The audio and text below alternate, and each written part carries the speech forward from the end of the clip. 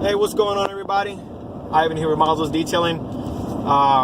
This video is going to be kind of a casual conversation.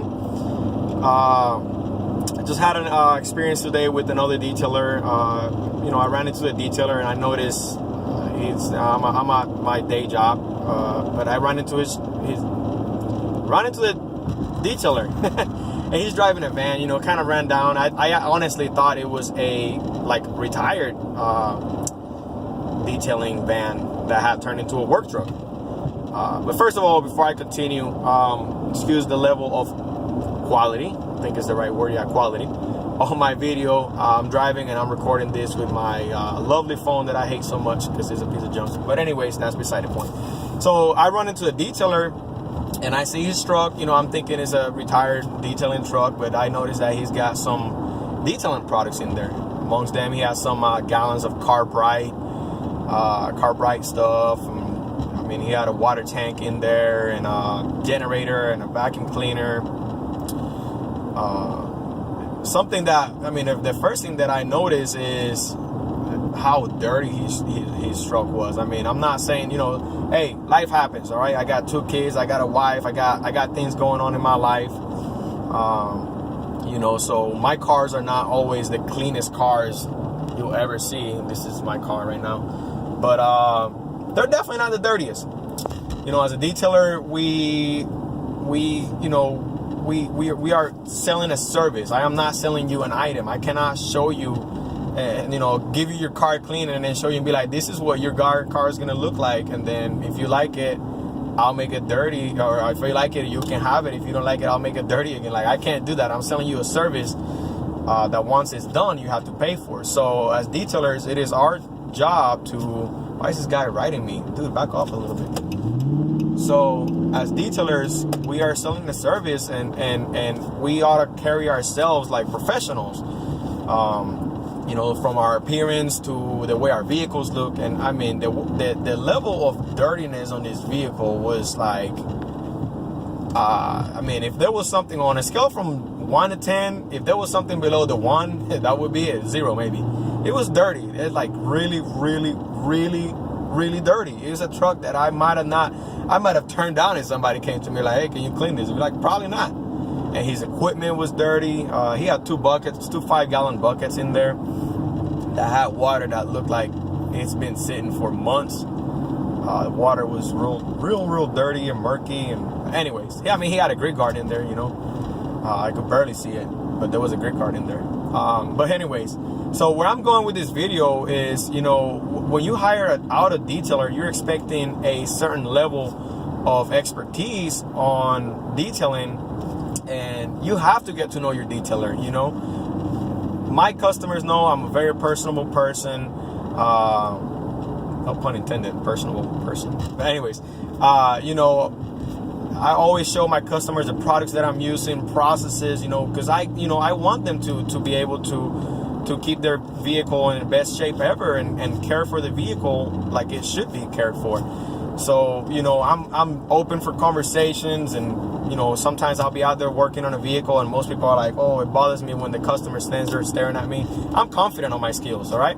So if you want to stand outside while I'm washing your vehicle or polishing or putting ceramic coat on, hey, feel free. I had a customer that sat through the whole thing with me, asking me questions. Why are you doing this? Why are you doing that? What is that doing? What happens when I do this and that? And X, Y, and Z. And I'm answering the questions. I'm working, but I'm answering questions.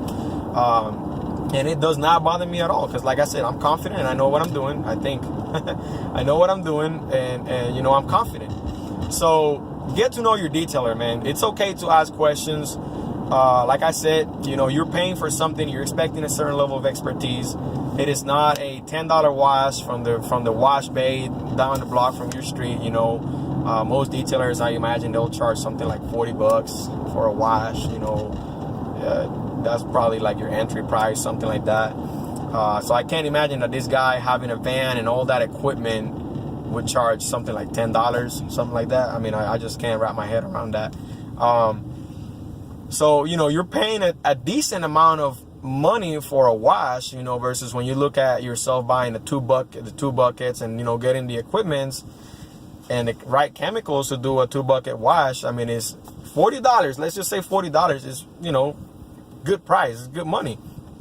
So if you're going to be paying that much, you have to get to know your detailer. Again, I keep repeating this because it's true.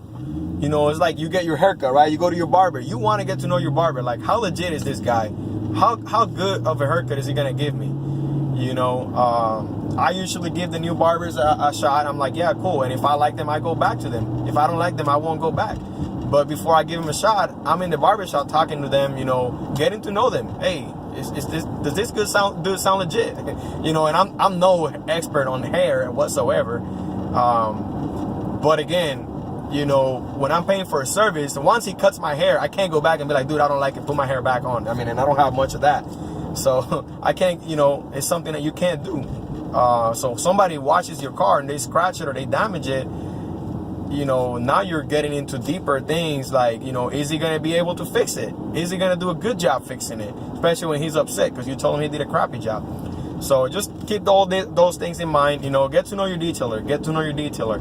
Ask questions. It's okay to ask, what processes are you using? Why are you using a no rinse wash? Why are you using an iron remover on my vehicle? My vehicle is brand new. Why do I need clean? It is okay to ask all those questions. As detailers, we're here to share that knowledge with you and ensure that you know what you're getting, like what you're getting your money, you know, what you're getting out of your money. I'm sorry.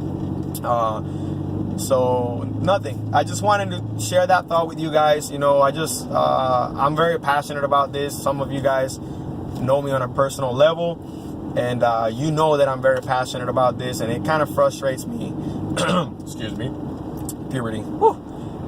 It kind of frustrates me when I'm, you know, we're out here grinding and I have all this money that I spend on equipment, and there are still detailers out there doing things like that, which that's fine. You know, hey, if I'm not saying that, you know, don't do that. If you want to pay, you know, $20 for a wash and have a guy who just give you all washing your car, and it's okay. You know, like if you see his equipment and his vehicle and you're like, you know what, his vehicle is dirty, but he does a good job. Hey, that's good. That's good. I'm not saying that there's nothing wrong with that. You know, I could show up to your house with my dirty car and do an amazing job on your vehicle. I could show up with dirty equipment and do an amazing job on your vehicle. But the thing is that perception is everything. If it looks wrong and out of place, it probably is wrong and out of place. So just remember that, you know, when you go to hire a detailer, again, get to know them. It's okay to ask questions. Ask questions. Matter of fact, ask me as many questions as you want. That's it, guys and girls. That's all I wanted to share with you. So if you like this video, you think it's helpful, you think it might help a friend of yours or somebody else, share, subscribe, hit that like button, comment. If you've had an experience with a detailer that you want to share in the past, you know, you want to share, go ahead, hit me up in the comments. I would love to engage in some conversation with you guys. But that's it. Thank you for tuning in. Thank you for being here, and thank you for your support. See you out there.